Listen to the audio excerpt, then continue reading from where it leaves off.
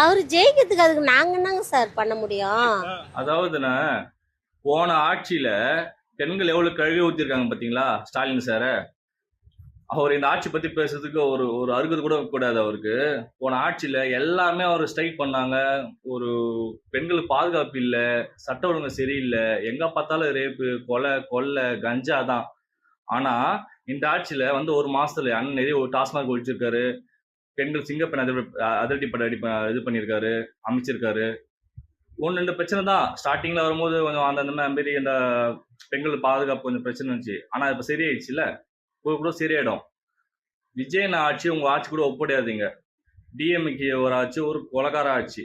ஆனா டிவிக்கு ஆட்சி தூய்மையான ஆட்சி. தூய்மையான ஆட்சி மக்கள் ஆட்சி, மக்களுக்கான ஆட்சி. உங்களை மாதிரி வந்து குடும்ப ஆட்சி கிடையாது. நல்லா யோசிச்சுங்க. மக்கள் தெளிவா இருக்காங்க, சரிங்களா? என்னதான் பேசணும், மக்களுக்கு தெளிவா இருக்காங்க. யாரு நல்லா பண்றா, யார் நல்லது பண்றா, யார் கெட்டது பண்றா சொல்லிட்டு.